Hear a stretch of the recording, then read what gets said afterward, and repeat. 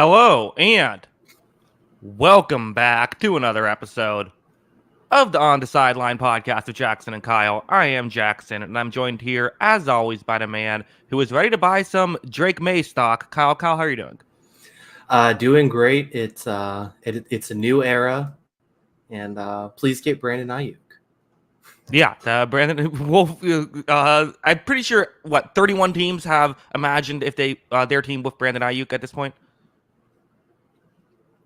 I would say just about everybody has inquired about him, but if he's actually going to be traded this offseason, that would be fantastic. If he's traded to New England, we need him more than everybody else. That's what I say.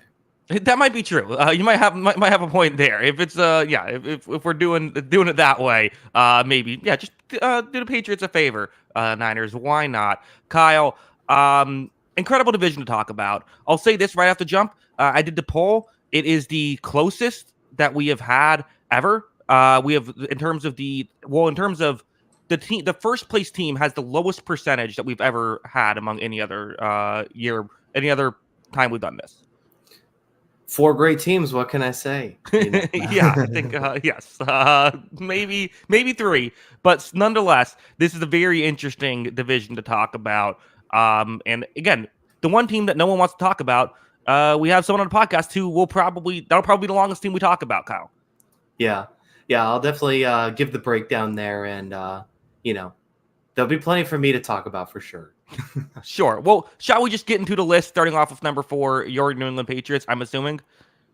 Yeah. So I guess, quickly previewing the division. I do actually still have it as the 3rd best division in football. And that's just because the other 3 teams I think are really strong. And I think the fans of the other 3 teams could talk themselves into winning a Super Bowl, right? Yeah. So I think that's a really good group. I think those 3 teams make it really difficult to kind of differentiate. And I think that's going to be really fun to see how it plays out this year.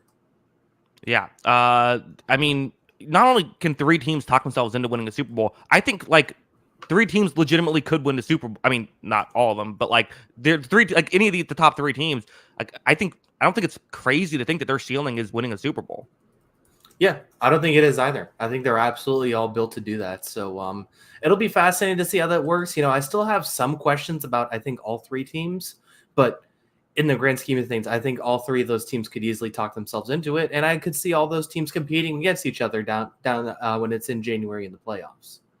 Yeah. Also, I have to mention, I guess we're not on X anymore, not on Twitter. They have, I guess you have to have a premium account to stream there. That I got that notification trying to go live there, so we're only on YouTube. Oh, well, that too, and we're going to be off the next 2 weeks. Yeah, all right. Yeah, that's the other thing we got to mention. Yeah, off the next 2 weeks. So we'll finishing the AFC, and then we'll give a couple weeks break. We'll be back. Let me just get the exact date. We'll be back on the 7th, the 7th of August to discuss the NFC. But yeah, Kyle, let's talk some Patriots. Why don't we? Why do you have them at number 4? I mean, even the most optimistic Patriots fan would have to say they're probably the 4th best team right now. And I mean, look, it's a whole new era of Patriots football starting at the top. Yes, Gerard Mayo has been in the organization for many, many years as both a player and a coach. I imagine a lot of that is going to look similar, especially on the defensive side of the ball, where he was doing a lot of his work as a coach the last few seasons. And that might be a good thing because the defense has been very good. I think a lot of that might stay the same. But that being said, this is very much obviously a project when it comes to the offense and a multi-year project. And, we talked about Drake May at the top. I'm very excited for Drake May. I think Drake May is going to play this year. I don't think he's going to start this year though. And I think that's probably a good thing because I think it might protect him a little bit because this is a team without a true number 1 receiver, without a strong offensive line. And I think that's something that they're really going to have to protect him with. And so I think that the Patriots are in a bit of a transition. And it could be a long couple seasons, but I'm hoping it pays off in the end. Kyle, I have tier 5s across the board here for these top 2 guys. I mean, I believe Mayo was my 32nd ranked coach when we did our coach rankings. May, I like as a prospect, but it's still just like you said, I don't know if he's going to start right away. And, how's he going to be right away? So I'm not expecting much this year. Look, let's talk Mayo for a second. Is there a chance he could be one and done? I don't think they'll do him like that just because of just how much it's like the family aspect of the organization. Like I do think they still care about that kind of stuff and the representation of this team. Like if you're in the community, if you're in the group, in the kind of inner circle, like you matter. And I think they really care about that. And Gerard Mayo has been one of those guys. You know, he was a captain on the team back when he played. You know, he's been a big part of the coaching staff. Robert Kraft was the one who really wanted him to, you know, kind of take over as the head coach whenever, you know, obviously they wanted Belichick to kind of retire a Patriot, but they wanted him to be a part of this organization for a long time. So I don't think he's going to get the Axia one, and I don't think there's a lot of expectations this season. So I don't think it's going to be a one and done thing, but you know, we'll see. It's still a bit of an unknown. It's a defensive guy, which is always kind of a mixed bag, especially in the modern NFL. And, you know, new head coaches, they fail all the time. So I'm rooting for him. I want him to succeed, obviously, for my team, but I could see it being a short stint for sure. Not one and done though. My last question about this. Let's go to Drake May. We have to talk about him for a bit. I know we've done a lot of talking about him in the off season, but you know, some people I think tune out during the off season and start listening again once we get to these shows. Kyle, true or false? The Patriots go 0-17 next year, but Drake May looks promising. Are you you're happy about this season? Oh boy. I guess true. Sure, right? Uh-huh. I mean, as long as he looks like the guy. I'd be pretty amazed if he looks promising and we somehow managed to lose all 17 games though. Sure. Right. But yeah, I mean, 2-15. Yeah, I mean, if we're bad and he looks promising, then yeah, I'm happy. Like you know, I think that is something that is very much on the table and a strong possibility. But like I said, best case scenario, honestly. I think it is probably best case scenario. But yeah, I mean, it just kind of depends on when they feel comfortable throwing him in there because, like I said, I think Jacoby Brissett was brought into this team to play this season. And I don't think that's a bad thing. I think Jacoby Brissett's a good quarterback. I actually wanted him in the offseason. I think it makes a lot of sense. And I'm okay with, I think Drake May coming out of college is a bit of a developmental guy. And it's been the reports in training camp that the arm is huge. I mean, the big plays look really, really great. Like there are a lot of splash plays, but there's also a lot of mistakes. And, we have an offense that runs a lot under center. He's never played under center, basically his entire football career. So I think it's a big transition for him, and I think it's going to take some time. Yeah, and reports, training camp reports, always 100% accurate, always something to take fully seriously. But Kyle, don't worry. If you're concerned about that at all, easily the bright spot of this team is the receiving core. I mean, Jalen Polk, Kendrick Bourne, Demario Douglas, wide receiver 1, KJ Osborne, not to mention, Hunter Henry and maybe Austin Hooper. He played in the Super Bowl in a 28-3 game. Kyle, I mean, how can you stop all these guys? It's also tier 5. Yeah, it's rough. That being said, like I thought Bourne had a pretty good year until his injury last year. Like I wouldn't be surprised. Like he's not going to wow anybody as a number one receiver, but I wouldn't be surprised if he has another strong year.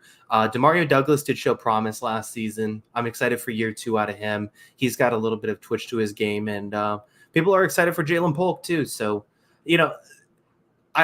I'm trying to play a little bit more optimistic, and that's probably just me as a fan. I think all 3 of those guys could be individually good and have good seasons. But I think as you look at this roster as a whole, it's missing a number one guy. It's missing a Brandon Ayuk, if you will. Yeah, I mean, I'm obviously joking. I will say, like, there are things to like about this receiving core. Like, I think it's compared to the other receiving cores in the league, it's not very good. But like, there are players I like. Like you said, I think they're at least one piece away. Yeah. Yeah, I mean, it really is. I mean, it feels like if the one thing is like if Polk hits, then all of a sudden I think this could get a lot better because I do think guys 2 through 5 in the depth chart are all guys that kind of have a little they're not terrible, right? Like even going down I don't think they have a terrible player on this roster. It's just a lot of kind of meh. Yeah. It's kind of same thing like the running back room with Ramondre Stevenson, who's shown flashes of being great, but I feel like I do want to see a bit more consistency. And then Antonio Gibson, who's honestly you can almost argue the same thing. So I'm going tier 3 running back room. Yeah. That probably makes sense. Antonio Gibson, they're hoping to be the third down guy. They really want Ramondre to be that first and second down guy. He was kind of stuck in like kind of doing it all last season, and he didn't have a great offensive line in front of him either. Hmm. Let's talk the offensive line then, because I feel like it's fine, right? I mean, Cole Strange is maybe Cole Strange. We all know the Cole Strange discourse. David Andrews, Sidney Sal, I think are solid interior guys as well. Mike Onwenu, I think is good, and then Chukwuma Okafor is someone who I know PFF was not a huge fan of with the Steelers. Granted, I don't think PFF is a fan of anyone who plays for the Steelers, so there is that. But still, it's all right. I think I am concerned about that other tackle position for them. But I think the interior is pretty good. I don't know. I'm actually going to go tier 3 here, Kyle. That's a little more optimistic than me, but we'll see. I mean, they still got David Andrews. That's concerning. The tackle, and I'm still not 100% convinced in Strange, and so like I think they're passable, kind of replacement level, but I don't know if they're actually like good. I like Jake Andrews and Michael Onyenwu, obviously. Those are the highlights of that roster. But yeah, I mean, I think the issue is that, I'm okay with letting Trent Brown go because he hasn't been very good for us the last couple seasons, but they brought in a lot of like backup tackles, and it just seems like they're kind of trying like patch this together as much as they can. Like you said, they have a core of 4. They somehow have Vidarian Lowe back. I mean, Caden Wallace, Tyrone Wheatley, like these are all guys on the roster who have just kind of been like okay replacement level backup guys, and then like that's just kind of what they are. So there's no starter at that position for sure, and that's concerning. Yeah. So as a whole, not a great offense when, I'm giving 2 tier 3s, and one of those you're fighting me on being too optimistic. Everything else is tier 5s, and one of those tier 3s is running backs. So it's not great. Yeah. And this is, like I said, this is why I'm okay with the quarterback not starting day one, right? Like, I feel like throwing a rookie out in this situation is setting him up to fail. And I'm okay with taking a slower approach, letting him see the game a little bit before he's thrown back into that fire. Yeah.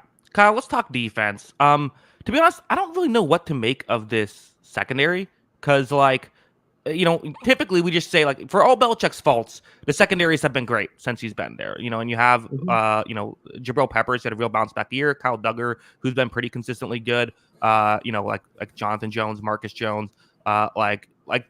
Typically you look at the Christian Gonzalez, of course, who had that great start to the year last year. Typically you look at this and say, tier 1, I get it. I don't care who they're patching together. I'm sure Belichick's going to work it out. I kind of don't know what to make of this. I'm just going to kind of land on tier 3 as of right now.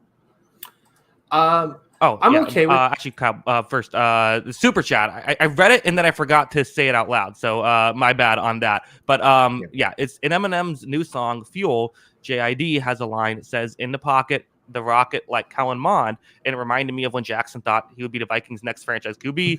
Love the show. Interesting Kellen Mond. I listened to that song. I missed the Kellen Mond reference, but interesting reference there. Yeah. Do you like him taking a dig at your previous takes? I mean, sure. I feel like if people are paying attention to me long enough to know what I'm saying, I'll take it. Yeah, that's fair. Yeah, You got that going for you. To answer about the Patriots secondary, I do like the starters. I will say that. I think, Jonathan Jones, Kyle Duggar, Jabril Peppers, Christian Gonzalez, and then Marcus Jones in the slot. I think that's a really good group. Top, that 5 is really just solid across the board. I like all those guys. I think Jabril Peppers has been a really good signing for this team the past couple seasons. Christian Gonzalez showed a ton of potential in year 1 and looked fantastic until the injury, honestly. As far as the backups go, I think Barte Mapu is a guy they really like and could be okay. And Marco Wilson as a backup nickelback is another guy they kind of like. But outside of that, that's where I'm a little concerned is the depth there. Sean Wade just really hasn't put it together really in the NFL. Brendan Schooler's listed as the backup strong safety. He's basically a, full-time special teamer. And Marcellus Dial Jr. So I am a little worried about the depth, especially, we had injuries last season and that's something we had to overcome. But I think that starting unit, I think can be tier 2 even and even higher. I think it can be that good. It just kind of depends on that. Here's my one concern, and we're going long on the Patriots as expected, but my one concern, I think I have to like throw out there is if Jonathan Jones or if any of these guys went to another team, we're like, well, let's see if they can survive without Belichick. Like now they're all doing that. Yeah. Yeah, I mean it could be that. But I think the defense, like I said, is going to stay a lot of the same, and I think Mayo also had a lot of influence on that defense too. Not as much as Belichick, but I think he had some influence. Yeah, Kyle. Someone put in the chat. Christian Barmore is a dog. He is. He might be the highlight. Is he the highlight of this team right now? Probably him Yeah. and Judon healthy too is another guy. Yeah. Judog's very good. You're right. I think and even I think some of these. I don't know. Like, has Godshot just been bad with the Patriots? What's going on there? It hasn't been awesome. I would say that. I wouldn't be surprised if he's not starting this year. I think Ekuale could end up starting, but it's hit or miss. It hasn't been a great nose tackle solution either way. Gotcha. Also, like I see Jelani Tavai like graded really well according to PFF. I just don't believe that. I haven't done a deep dive on that. That just can't be true, right? He was good last year. I will Okay. say he has been pretty good the last few seasons. Him and Bentley feels like the slowest linebacker duo just ever, but like they were actually pretty they were actually pretty good last season, and they got Taki's another guy who I thought did pretty well in some spots. So I think this front seven's solid. The one thing I would say about this front seven just as a whole, I know you're going to give your grades here in a second. Like the pass rush really fell off when Judon got hurt. Like I think we were tier 5 pass rush once Judon went down, essentially. So the hope is he stays healthy, but they've been hoping for some development here. Josh Uche has had some splash plays. We're hoping he can kind of develop into that true number 2 guy and be a really nice option next to him. Barmore is obviously an absolute stud and probably the best player on the defense right now. And then Keon White's another guy. Had some flash plays rookie season. He's just a terrific athlete, I think, at that position too. I think he could be really good as well.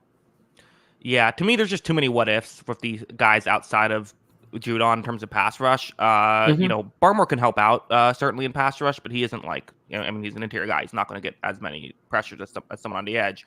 Judon's really good. Judon definitely can, he can hold his own even if he's getting double teamed. But it's tier 3 pass rush for me. I'm going to go tier 2 run defense though. Yeah, I think that front's solid, and like I said, the linebackers have played well. It'll be interesting to see how the pass rush improves, because as good as I thought the defense was at times last year, and they really kept him in some games they had no business being in, that pass rush really did fall off. So if they're going to try and improve that this year, I think this defense could be really good.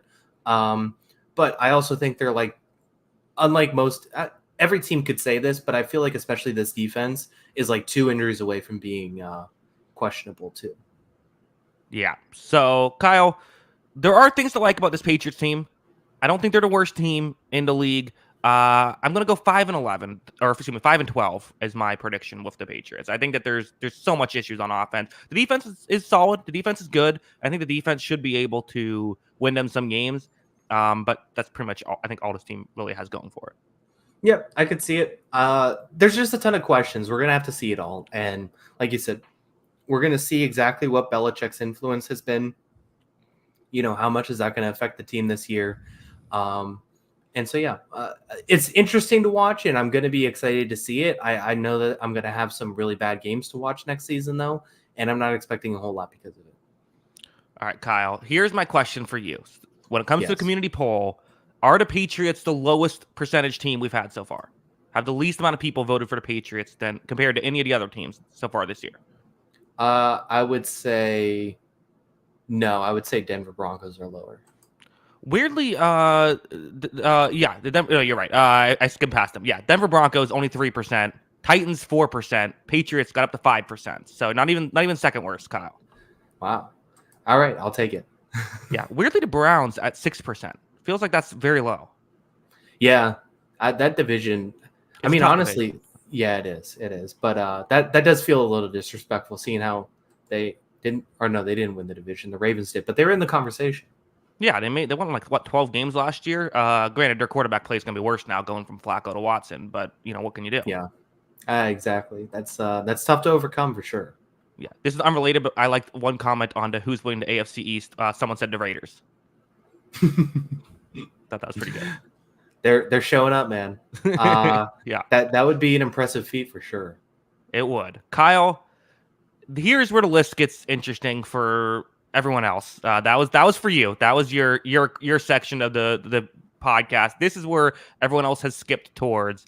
There are 3 teams remaining. Who do you have finishing third in this division? Yeah, so this could go any which way, right? You can make an argument for all 3 teams to win the division, for sure.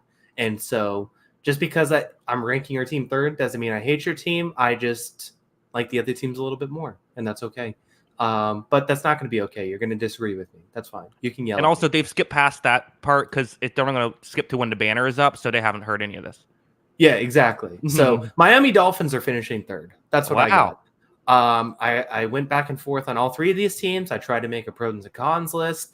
And honestly, my pros and cons list came down to, I think there's just a couple holes on this team that I have some questions about that I think are a little bit bigger than the other teams. And, I think this team is still probably a double-digit win team. I think that there's still probably a playoff team. But that just tells you how much I think how good I think the top of this division is. So I got Miami at number 3. Kyle, this is I thought this is a warm take. I think that I'm not sure. Miami. It's not it's one you can argue. It's certainly one that you can talk yourself into. Not talk yourself into. It's one that I think plenty of people will have. But still, it's part of what makes this division so strong is that we're saying this team could maybe win the Super Bowl, and is also you're predicting them third in the division. It all starts with the 2 most important people in the organization: the head coach and the quarterback.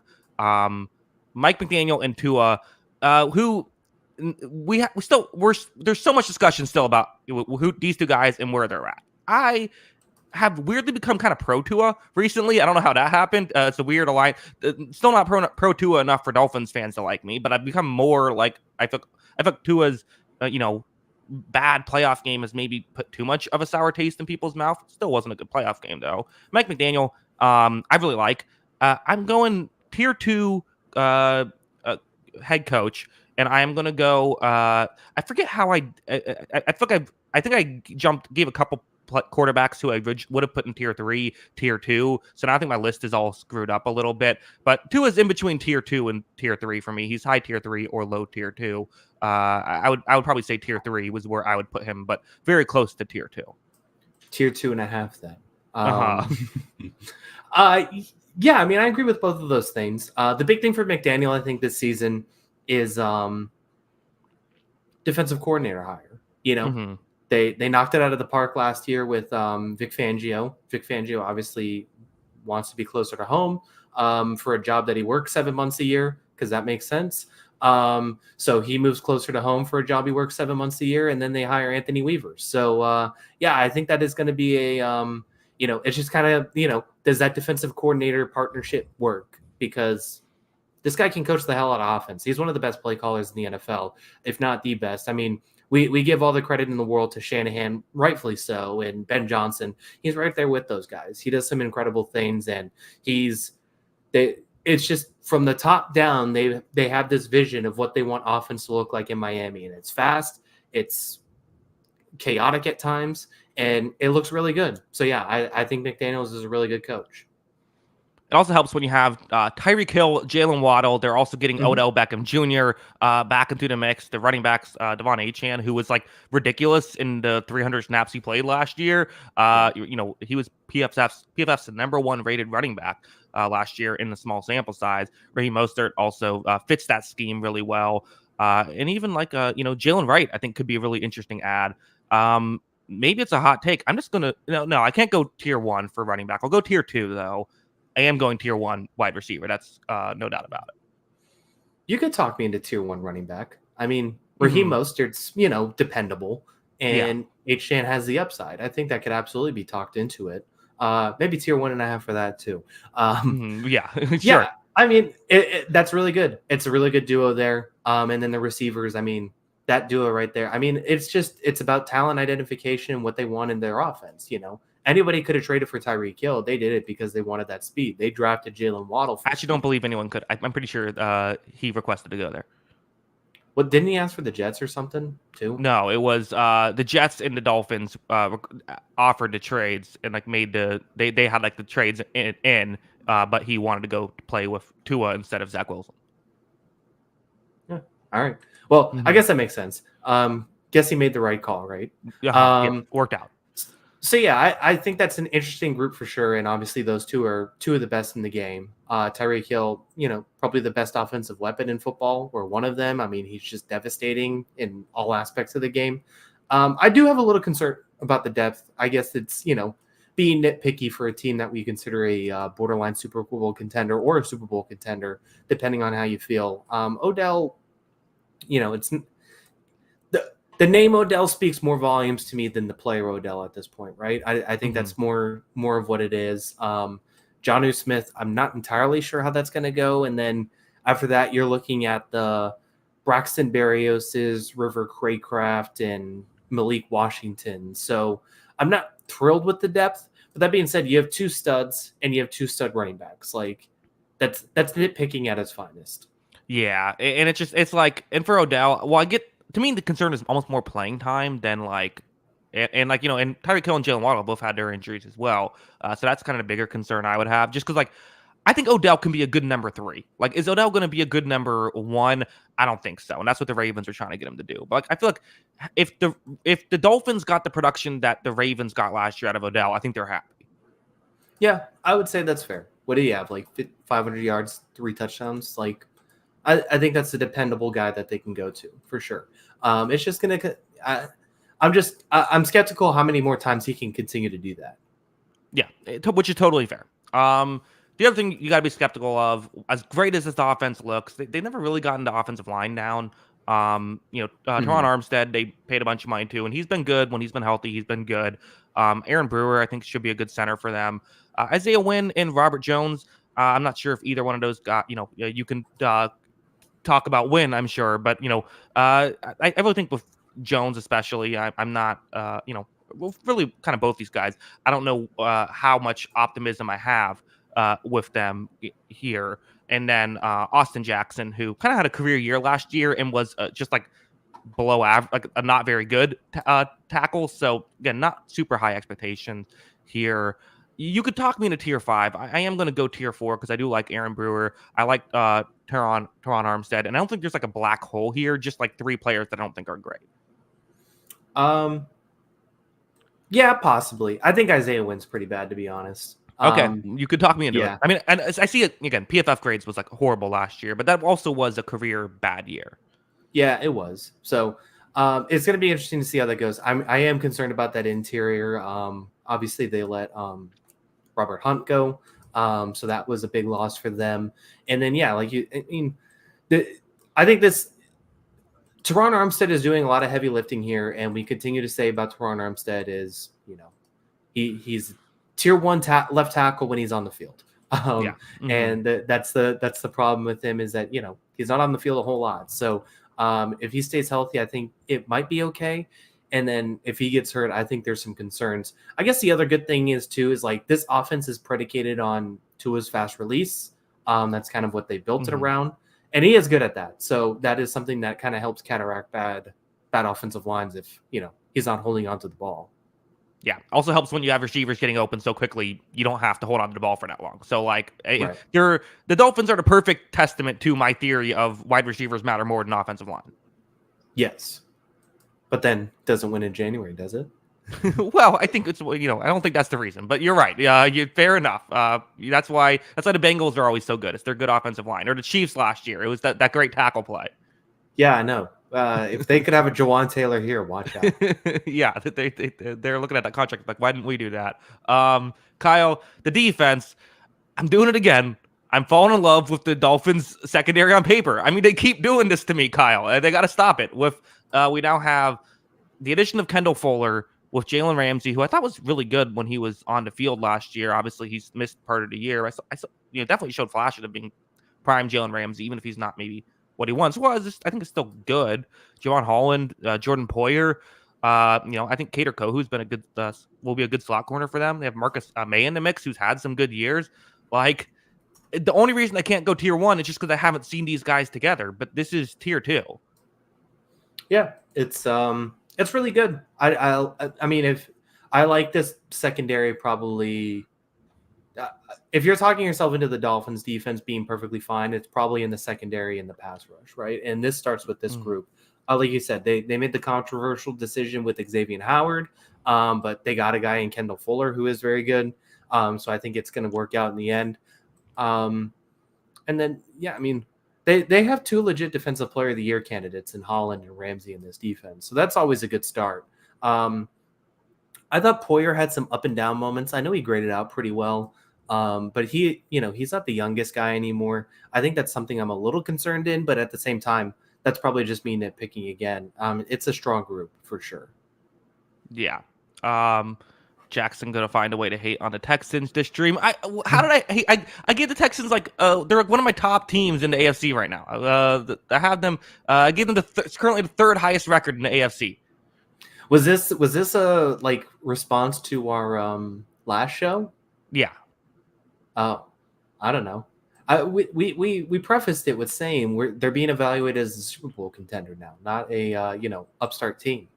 Oh, well, I think they also missed the preface because the banner wasn't up yet. Probably. That's true. Fair enough. Mm-hmm. Wait, we gotta stop doing that. We gotta find ways we gotta preface after with the banner up. Kyle, the front 7, some good stuff, and then some questionable. So Calais Campbell is on this team, and he's still playing well. I think we've all forget. He's 30. He's gonna be he's 37 right now. But I don't know how much I trust that. But okay, we'll see. It's kind of just a hodgepodge of him Neville Gallimore, Zach Sealer. You have Jonathan Harris on the interior. Obviously, there's losing Wilkins. I think it's going to hurt. It is. I don't love this linebacking room. They're going to start Jordan Brooks. We'll see how that goes. You also have Anthony Walker Jr. and Duke Riley as linebackers. The edge is interesting to me because you got 4 question marks, I would say. Chop Robinson, 1st-round pick. I really liked, but he's a question mark, and he was kind of more of a controversial prospect when he was drafted. Bradley Chubb, really good player coming off of, I believe that was an ACL injury. Jalen Phillips, really good player coming off of what was an Achilles injury, which those are super scary. Guys just usually don't bounce back from those. That's just kind of how it works. Shaq Barrett, a guy who had an Achilles injury and didn't bounce back from it, right? Maybe he can finally get it there this year, but I'm going to tier 3 pass rush, and I'm going to go, I don't know, I guess tier 4 run defense. It's a weird group. Yeah, I don't love the run defense. I do agree with you there, but I would also rather be bad run defense than pass rush, right? For sure. So I am concerned with that, but I agree with everything you said. If you look at the names on this team, it's you're saying it's tier 1 pass rush because you got Shaq Barrett, Jalen Phillips, Bradley Chubb, Calais Campbell. Those guys can all get after a quarterback at a high level, right? In theory, but those guys all have to be healthy. So it is a bit of a question mark for me. And, Shaq Barrett's also had, some stuff go on. Obviously, that's why he's on the Dolphins right now and not on the Buccaneers. So I think that in theory, this could be a really good group, but I think it's they need a couple of these guys to work out, and it's still a bit of an unknown. I agree with that. Yeah. So there's a like about this Dolphins. In fact, there's things to love about this Dolphins team. The things they do well, they are fantastic. But I do have concerns about this front 7. And I do have concerns about this offensive line. And while I still would say that I'd rather the team like the Dolphins that isn't great there, I think that to really go on a deep playoff run, I kind of think you have to be better than that. I'm still going to predict them. I'm going to give them go 12-5 here with the Dolphins. Yeah, I mean, I can respect it. Like I said, I think there's 3 double-digit win teams here. I think my concerns are obviously, as we just talked about, on the line of scrimmage on both sides of the ball. Is that going to be good enough to win some big games? We've done a lot of I'd rather have good receivers and good corners than good offensive and defensive lines, and I agree with it. I agree with the take, but at the same time, I also don't think you can be bad at anything, right? And I think they are bad at a couple spots, and it's going to be interesting to see how that plays out. I don't know if this defense is going to work against a team like Baltimore or even a team like Buffalo, who we're going to talk about next, that is really good at, running the football and at the line of scrimmage. So I think those are going to be tough teams to overcome for them. And that's kind of the difference between winning a Super Bowl and losing your first round playoff game. So that's what's going to be interesting about Miami, but they have a lot of really good pieces, man. This team has a lot of really high end talent. And so it's going to be fascinating to watch. Yeah, I really don't hate this team. I'm interested in seeing what they do. Obviously, Tua now in a contract year, how that's going to go. Kyle, guess the percentage of people who said the Dolphins would win the AFC East in the community poll. I think there's a lot of Dolphins haters. I'm going to go with 23%. 23, you're low. 23% would actually be a decent number. 31% said the 31. Dolphins will win the AFC East. So yeah, I imagine everyone's around that then. So okay. Yeah, so the people are relatively high on Miami still. Not like super high, but there's plenty of reason to believe they could be successful. Yeah, I think they should have that optimism for sure. And you can also see too, it's like as much as we like the other two teams in this division, as that we kind of transition to talk about those two, like they're both, I feel, have a lot more wild cards than the Dolphins. I think the Dolphins, like losing Christian Wilkins, how can they adjust there? The new look secondary, but it still should probably be an upgrade from last year, secondary wise. Like there's that, but they might have more stability than a team like Buffalo, who has lost a lot of pieces, or a team like the Jets, who are going to have a quarterback play who hasn't played in over a year. Yeah. I mean, I definitely agree with that. There are things to be confident about. I think the issue is with the Dolphins compared to the two is like, I still think like I have questions about all three rosters, and maybe there's a little bit less with Miami, but at the same time, when I have questions about rosters, I usually kind of just default to, well, who's the best quarterbacks? And I think, unless Rodgers just doesn't have it anymore, which is possible, there's a non-0% chance of that. I think that is I think you would have to say Miami has the third best quarterback, right? Yeah. All I'm kind of trying to say is like I think there's a chance the Jets could things could go haywire, right? Like if Aaron Rodgers just isn't good anymore. Like there's a chance the Bills could go haywire if like all the pieces they can't fit it together. Even if Josh Allen's really good, it feels like the Dolphins have maybe the highest floor out of these teams. Yeah, I can respect that. Yeah, for sure. It's definitely a possibility, and I think this team's probably going to start hot in September again, and whip off a couple high-scoring games, and everyone's going to fall in love. It's just I think when you talk about this team, it's not about how they start. It's how is this team going to look at the end of the season and in some of those big games. All right, Kyle. 2 teams left. I don't know where you're going with this. I have a guess, but I don't know. Who do you have finishing second in the AFC East? I have the Buffalo Bills. Okay, wow. Yeah. Another one. Like I said, I debated all three of these teams. At one point, I had all three of them winning the division. I had the Buffalo Bills here because I just think they're going to be okay. Like I think people are, rightfully saying that they have concerns with this team, and I think a lot of those are justified. That being said, I think they're going to do okay. I think that hold on, let me cut you off for a second because I feel like okay is not winning the division. I mean, like if they're doing okay, that's still winning the division. That this is a step back from where they typically have been. Yeah, that's because as we're going to talk about in the next team with the Jets, I just think the Jets fixed everything that they needed to. I was pretty pessimistic about. Not pessimistic, but I was a lot more down on the Jets than I think a lot of people were, just because I thought there's too many holes in the roster still, despite adding Rodgers. And I think they fixed a lot of those holes. To now, the biggest question is Rodgers' health. For the Bills, I think they did take a minor step back, but at the same time, like I still like a lot of pieces on this roster. I still think it's a pretty good team. I like them at the line of scrimmage, and I like Josh Allen. I like him a lot, and I think you could have debated he was the MVP last year, and I think that's gonna I think this team could still win 11, 12 games and be fine. So I think this is going to be a really good team still next season. And I'm just defaulting to Buffalo's going to be in the conversation no matter what.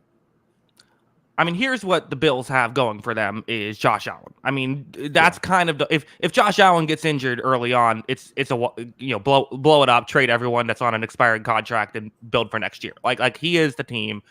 He matters so much to what this team is doing, even with the yes, he throws a lot of interceptions. It's okay. There's so much he does well. Sean McDermott, I went tier 3. Obviously, Allen is tier 1. But yeah, I mean, at the end of the day, there's, I think, more issue. I think we can all agree there are probably more issues on paper with this Bills team than either of the other two teams that they're going to be competing with to try to win the division. But those issues matter less when you have Josh Allen, a quarterback. Yeah. Having the best quarterback or the second best quarterback in the league, best quarterback in the division is a massive advantage. It just is, it's a great differentiating factor. It's the great, it fixes a lot of your holes. And yeah, I think Josh Allen does that. I think I had him as the second best quarterback in football. And he was fantastic last year. He was really good. And when we started having questions about like, is Sean McDermott going to get fired? Is it time to blow up the Bills? What's going to happen here? Midseason last year, it was Josh Allen who put this team on his back and kind of carried them to the promised land. So, and got them to the point where, they were out playing Kansas City in a playoff game who went on to win the Super Bowl. They didn't win the game, obviously, but he's going to put them in that conversation, I think, year after year, as long as he's healthy. Yeah, he is. Although this is a bit of a more challenge than what he's used to seeing, I think. For running backs, real quick, I like James Cook. I'm going to go tier 3 with them. I think that's for the running back room. I think that's fine. Kyle, this receiving core, we've been complaining for years. They need another receiver. They need to help out Josh Allen. They've lost their number 1 and 2 receiver in this offseason. Say what you want about Gabe Davis, who is still a player for them, and then obviously Stephon Diggs. Their current receiving core is Keon Coleman, who is a rookie that I think we both liked, but a rookie nonetheless. Curtis Samuel, who again has been a fine role player. Khalil Shakir, who actually did some nice things. And then just like a bunch of that guys, like Marquez Valdez-Scantling is here, Chase Claypool, Matt Collins. I do like the tight ends a lot with Dalton Kincaid and Dawson Knox. So I like those guys. I like Curtis Samuel. Keon Coleman has enough potential that I'm interested in this. It's still a tier 4 unit for me, and I was in between 4 and 5. Yeah. I think if you're going to say Buffalo's going to stink next year, you're looking at this group. Or not stink. If Buffalo's going to fall off next year, it's going to be this group, right? And that's just too much to overcome. I agree with it. So let me ask you this. If Dalton Kincaid's 1,000, let's say 1,200 yard receiver, is this a good receiving? Not good. Is it passable at that point? Because I think that's in play. I think that's, I mean, that would be a lot. I think that would be a lot. I think that's asking a lot out of a tight end to be to get that many yards. I think I don't know. I actually think I think when we did our biggest question, I think you picked Dalton Kincaid as the biggest question, and I picked Keon Coleman. And I think Keon Coleman is the bigger question. I think if he can be if he's an 1,000-yard receiver, I think this is a good receiving core, or at least like a solid receiving core. Yeah, I mean that would definitely be okay, right? Like if you have him and Kincaid, and I think Shakir had some moments. I think he's ready to step into a sort of number 2 receiver role, maybe potentially. So I think he's pretty good. I think Curtis Samuel has always been like a solid pro. I wouldn't mind him as the third guy. But yeah, if Keon Coleman turns into a 1,000-yard guy, then this is all of a sudden changes the whole spectrum of this team, right? Like the ceiling's a lot higher than with that team. I think if Coleman's that guy, I think Kincaid can be easily a 1,000-yard receiver next year. I have a lot of Dalton Kincaid stock, and so that's part of the reason for my optimism is I think he could take that leap and become that guy. And another guy that you gave tier 3 status to, and maybe a lot of it's the depth too, is like I think James Cook is that guy too. I thought he was awesome last year. I think he's a really good back. He gets touchdown vultured by his own quarterback, which is fine. It's Josh Allen. He can do what he wants. But I think the thing I'm looking at is I think Kincaid and Cook are the best offensive players on this team, not named Josh Allen. And I think that's a pretty positive position to be in because I like those players a lot. Yeah, I mean, I get it, Kyle. James Cook was on the field for it was just 402 passing snaps. He blocked on just 41 of them. He is a receiver or a runner through and through. Yeah. They definitely use him that way. And Mm-hmm. I thought it worked out for them last year because I thought the second half of the season, along with, we gave a lot of credit to Josh Allen, rightfully so, for how he played the second half of the season to turn the year around for these guys. But I thought a big part of it was like Cook kind of cooking, if you will. I thought he was really good the second half of the season, and they were willing to kind of transition their offense to give him the ball more because the receivers weren't getting it done. And I just think he's going to be a huge part of this team next year. Yeah, I guess the one concern though is like if they don't have a receiver step up, have you just become the Ravens pre-Zay Flowers? Like even if Kincaid is great. Yeah, potentially. I mean, that's definitely the worry. But even then, like with Josh Allen, I don't think it's like the worst spot to be in. It's definitely not ideal, and you want to address that. But I think it could be something that's they could overcome it at least. Yeah, I still just wish they weren't looking to overcome it, but instead looking to just be good there. I think that's maybe would be a better idea. But that's what they're going with. Let's talk the offensive line. Really like the tackle situation with Spencer Brown and Deion Mm-hmm. Dawkins. You have for the interior, you have Osiris Torrance, who player a lot of people like coming out of the draft. We'll see if he can show more this year. Also, David Edwards and Connor McGovern are the other two guys slated to come in. You also have Will Clapp, who your guy. So there's there's not great players in the interior, but depth enough to make it kind of work out okay. You would assume tackles are very good. I'm going to go as high as tier 2 offensive line, even if I don't love the interior because I don't think I think there's enough. I don't think there's like a disaster there. Yeah, I agree with that. I am pretty high on Torrance too. I think he could have a good bounce back season as well. I agree with all that. I really like this line. They also have Lyle Collins, just another guy who, he didn't play last year with the injury, obviously, but he's been, a pretty good pro when healthy, basically, or a great pro even at times when healthy. So he's another piece of this puzzle that, maybe they could fit him in somewhere. I think he could be really good. And David Edwards, like you said, had a good year. The big thing is just going to be the center thing. Like, I thought Mitch Morse was overrated a little bit during his time in Buffalo, but like, I think he's better than McGovern for sure. So it's just going to come down to how does that spot fill and how do they fill in that center position? Yeah. As for the defense, let's go to the secondary first. A lot of good play, a lot of big names, a lot of good players. Rasul Douglas, Christian Benford, Taron Johnson at the corner position. Not to mention K.R. Elam. Maybe they can get something out of him. Even D. Delaney, who kind of he's listed as a safety here, but I played a lot of corner as well with Tampa Bay. And also Mike Edwards.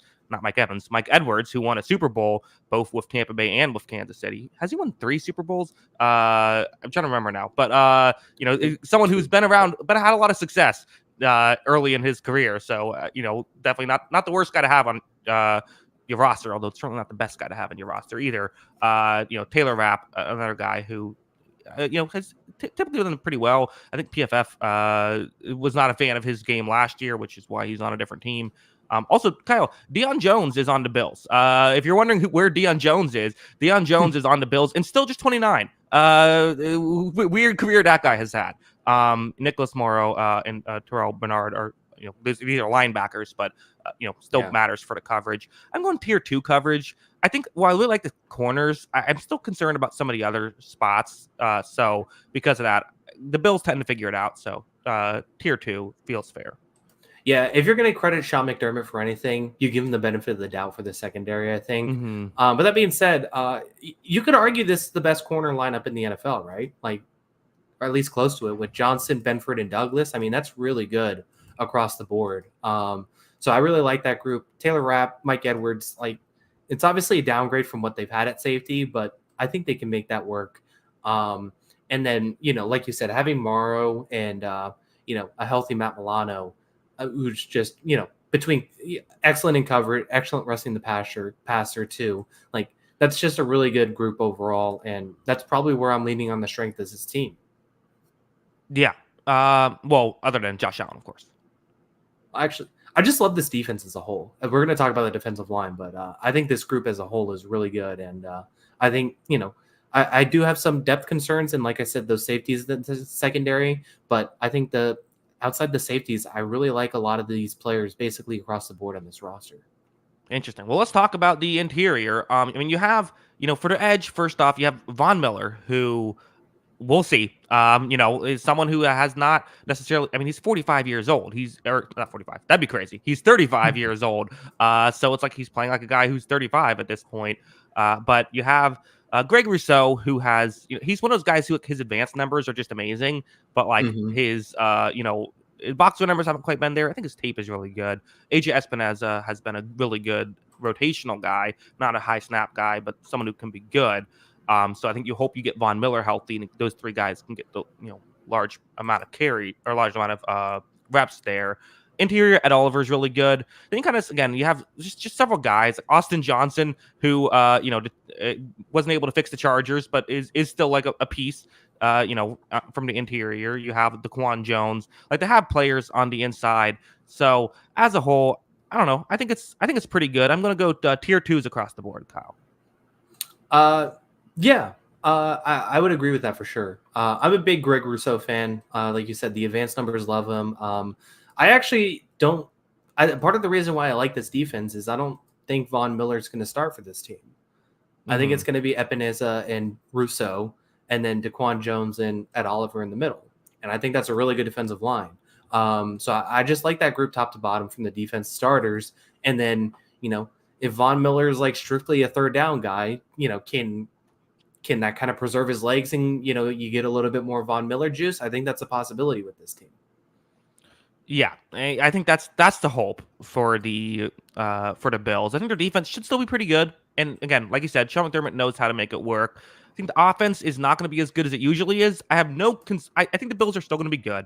I think there's been some like, are the Bills about to fall off a cliff? Is this like, I don't know. I think their offensive line's solid. I think that Josh Allen's amazing. And even their receiving core has enough pieces that I'm not like super concerned about it.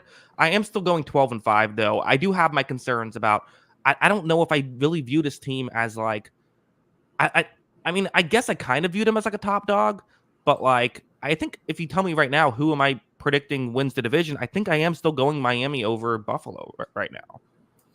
It'd be close. And like I said, I think you could debate all three of these teams. I'm just at the point, like, he's not Mahomes, but I think Allen is probably the next guy where you say, can he just like be the one, the cure all to everything? Like, I think he can be that guy, right? And I think he can be. And not to mention, like I said, I think a lot of these young players on this offense can be very good for Buffalo next season too. So I think this is going to be a little bit different looking. I think they're going to run the ball more. I think they're going to rely on that offensive line and, kind of their line of scrimmage play. But if one of those guys hits, if a guy like Kincaid or Coleman make a leap, then this could be a very, very dangerous football team. The most people predicted the Bills to win. They won the poll, but still just 40% gave it to the Buffalo Bills. So not a ton of a lot. They're I went back and checked because I was curious. This is the lowest that lowest percentage that a first place team has gotten in the community notes poll since I started doing it. Yeah, that checks out. I think you could. I think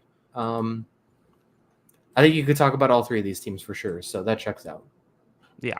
Well, Kyle, let's get into number one. The team that I think is one of the more intriguing teams entering this year, the New York Jets. You have winning one of the toughest divisions in football. How come?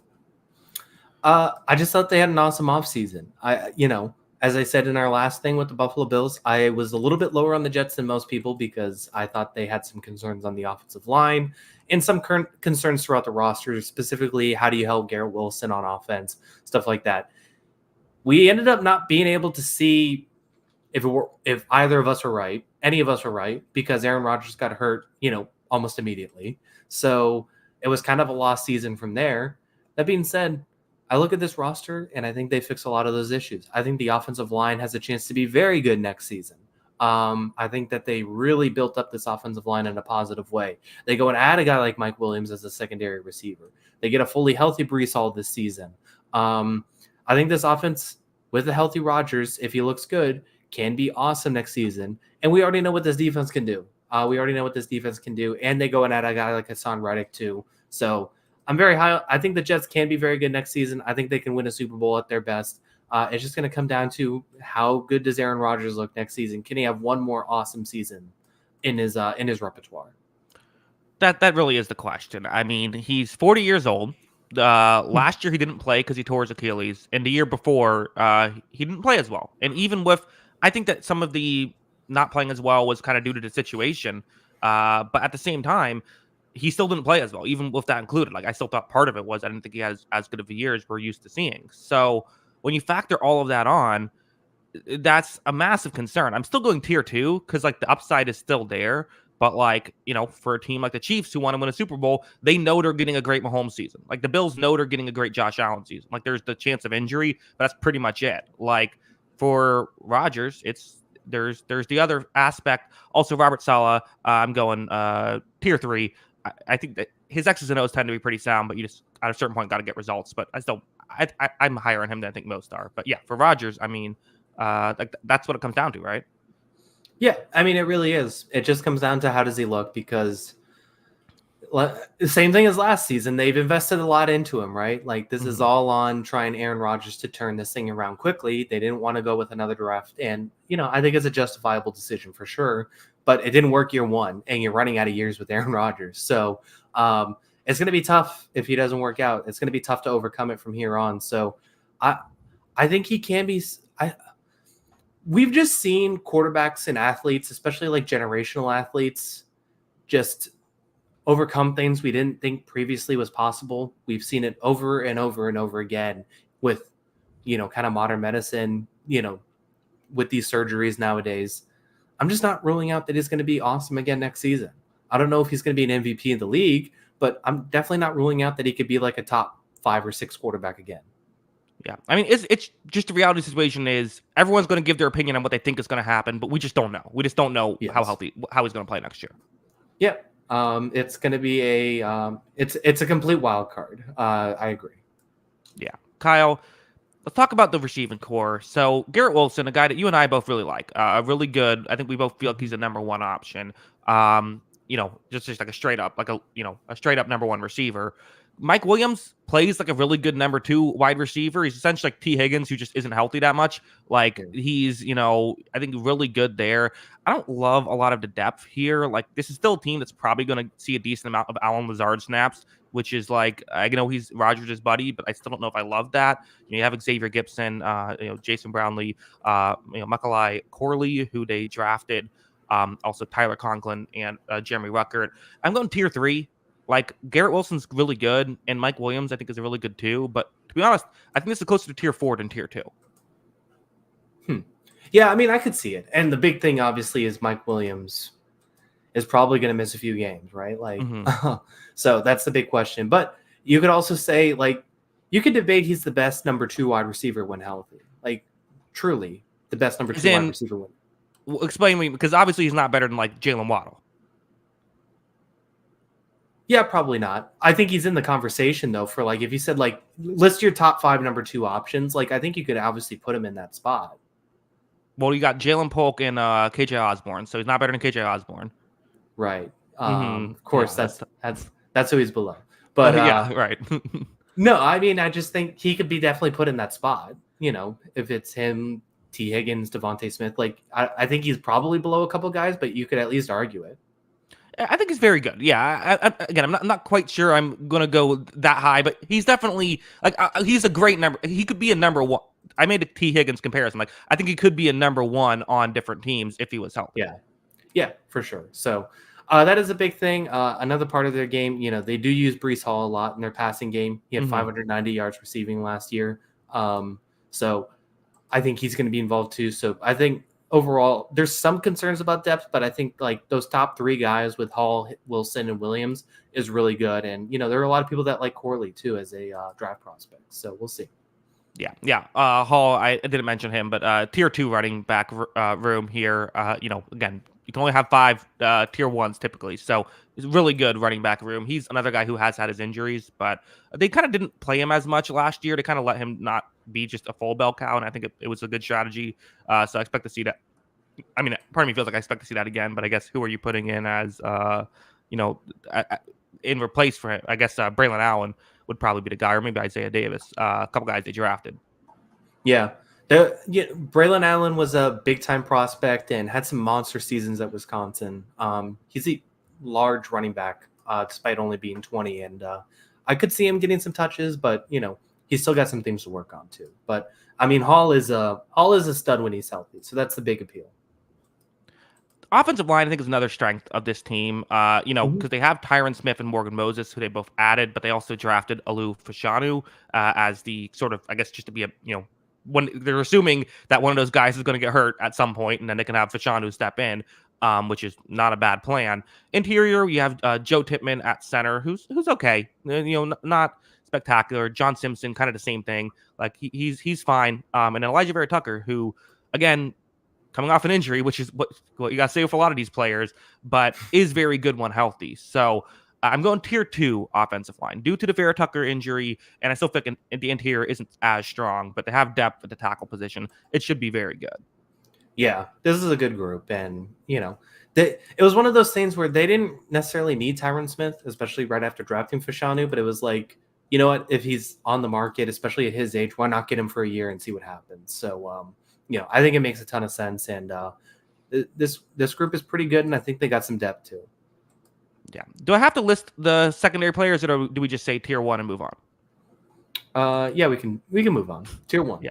Yeah. I mean, obviously, the cornerback. I mean, just Sauce Gardner, DJ Reed, like Michael Carter, that's really Isaiah Oliver as well as a depth player. Like that's really. I mean, just the DJ Reed and Sauce Gardner, 2 outside corners. It's gonna win you some games. They won them some games last year. Not that many because it's kind of all they had, but still, I like Chuck Clark. I think Tony Adams is a fine other safety. I don't think that they're not really built for their safeties to be awesome. They're built for their corners to be awesome, and they are. So and also Quincy Williams and CJ Mosley.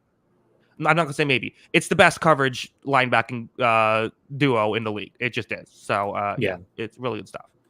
Yeah, it's strong. It's really good. And they've had this awesome defense the last couple seasons, and now they're hoping the offense can match it. And there is a possibility of that. But this team, for everything we just said that was good about their offense, it's carried by their defense. Like this is the team still carried by its defense, and at the minimum, like it puts a high floor.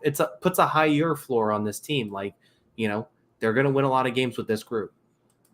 Yeah, there's not a lot of weaknesses because like just to finish off the team with the defensive line. I mean, you have Quinton Williams, who is another highlight of this unit, one of the better interior guys in the league. I don't love the rest of their interior. I think they could use another guy or two there. That's kind of the one thing that you look at. And I also do wonder, feels like they have less rotational guys. I'm wondering if they're expecting Will McDonald to take that next step, getting more playing time. Jermaine Johnson has been very good. Actually had over 700 snaps last year. You don't really think of him as a high snap guy, but he did. Michael Clemens was very good. They added Hassan Reddick. So I'm going tier 2s for both because I think they have enough good players, but I do worry a little bit about depth here, just in terms of like, will McDonald take that next step, and who are they going to have on the interior next to Quinton Williams? I'm not really fully banking on. It seems like the 49ers reclamation projects with Javon Kinlaw and Solomon Thomas. Yeah. Need one of those guys to work out. I'm also not optimistic about that, but I think the other 3 spots, with Reddick on the field, if, I know he's got this contract thing going on, but assuming he's going to play this season with Quinton Williams, with Jermaine Johnson, that's a really good three on the defensive line. It just comes down to that last spot. And, yeah, I think that's really good. So I can't complain. 10 out of 10 no notes with this Jets defense for me. Yeah, I have maybe a little bit of notes, but nothing crazy. A little bit of like hey, maybe could do this a little bit more. Or 10 out of 11, I should say, because one start I have a question about. Yeah, other defensive tackle. Yeah, they're doing okay. Yeah, and if your worst thing about your team is who is playing defensive tackle next to Quinton Williams, I think you're doing something right. Right. Yeah. Hey, next to Quentin Williams and Hassan Reddick. Where do we go there? Yeah. How do we fix this? I think they're going to be okay on defense. Hot take. Kyle, you predicted the Jets to win the division. Only 24% of our community agrees with you. Only 24%.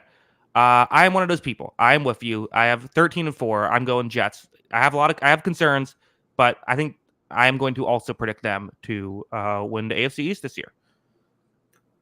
All right. Well, we're in lockstep agreement here. We're both saying the community is a bunch of idiots. No, I'm just kidding. No, that's not what we're saying. Only 76% of them. Yeah, exactly. Mm-hmm. So, yeah, I think it's that for me. I mean, I said it multiple times, but I went from last year saying like the Jets, I have concerns about offensive line, a couple other positions, receivers beyond Garrett Wilson. And now I'm saying the biggest concern is Aaron Rodgers, who's won, 4 MVPs? Like, if your biggest concern... Is it 4?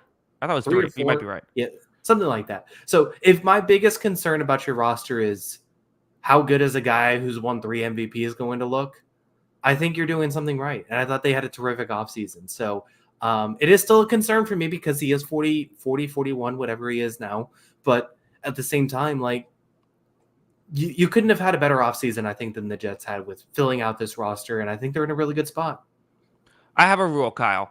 No one is allowed to say "I told you so" about Aaron Rodgers this year. I think that's off the table. We can't do it. We just don't know. Yeah.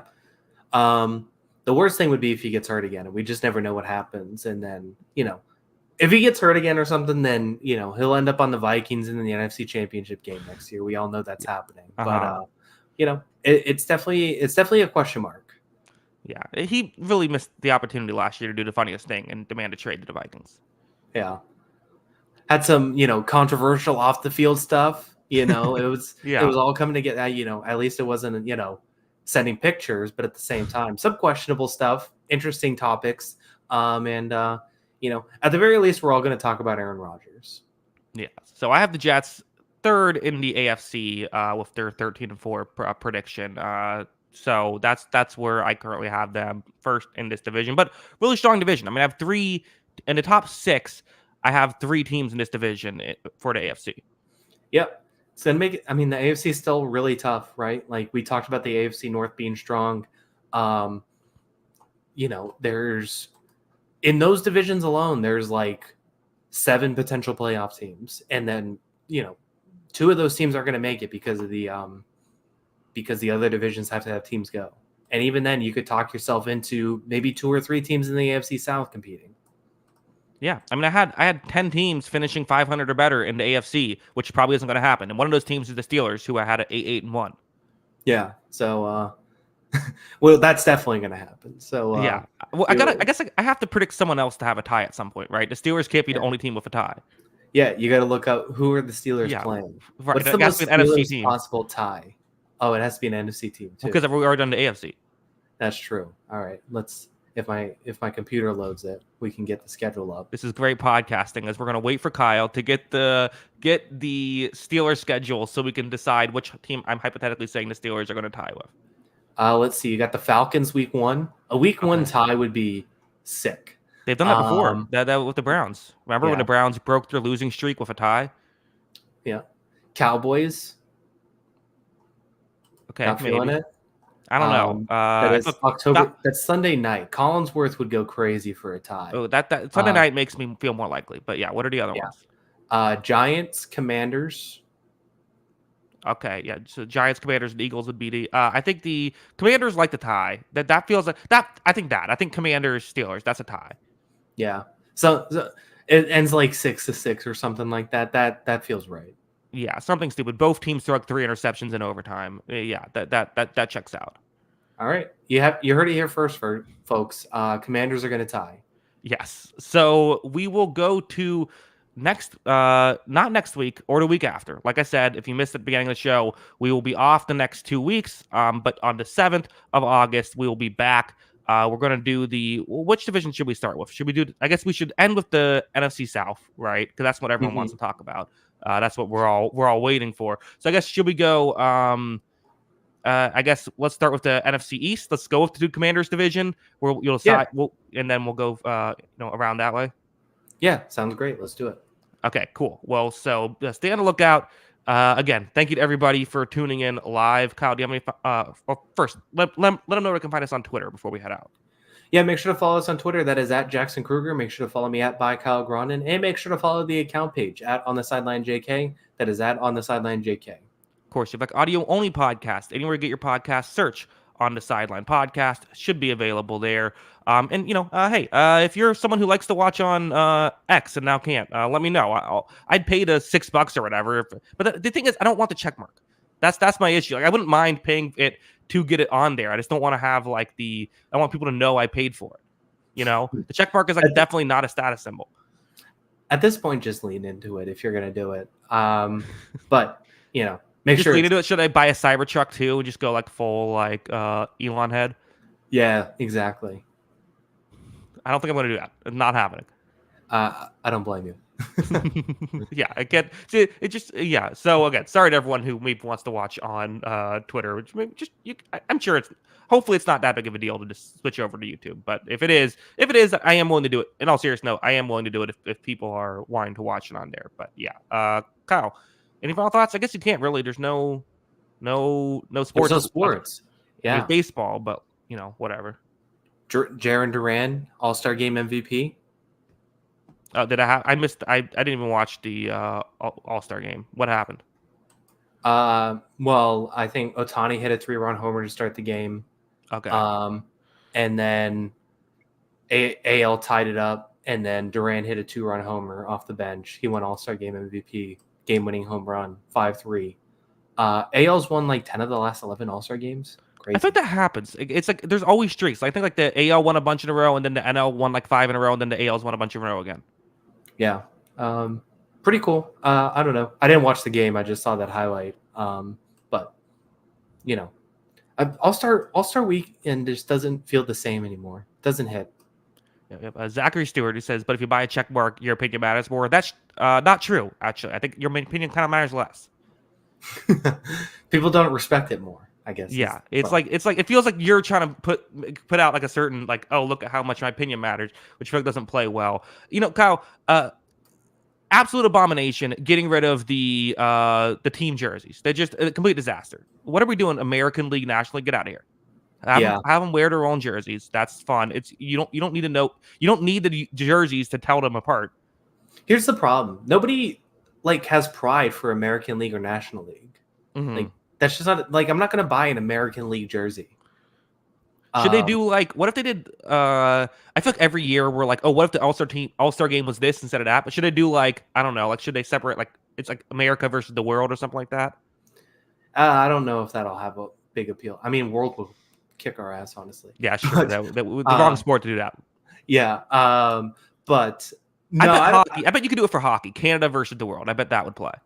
I think that would be fun. Mm-hmm. I think you could get away with honestly just. I think AL versus NL is perfectly fine. Yeah, I just think it works. They need to. I just think they need to do the team jerseys. You could put a little All-Star patch on it, something like that. I don't need an American that's the only thing I've ever seen like that is college football fans with conference pride, which is even dumb because these conferences change all the time. The amount of oh yeah, SEC fans we hate you. We hate you. That's all I got to say about that. My weird take is I kind of miss when the All-Star game, the winner got to beat a home team for the World Series. As dumb as it was, I kind of miss it. Yeah. It was a very just that's baseball for you thing, right? It was fun. Yeah. Well, and I was kind of like the baseball All-Star game because my birthday is on the 13th, so it often would fall on my birthday too. And as a huge baseball fan growing up, I don't know, baseball All-Star game is the one watchable one. Yeah. Oh, happy belated birthday. Thanks. Yeah. All right. Well, yeah, I guess that's our show. Kyle, let them know where to go. Oh, we already did that. We already did that. Let's get out of here. All right. Let's get out of here. Okay. Thanks to everybody. We do appreciate it. See you in a couple of weeks. And until then, have a good one. Peace.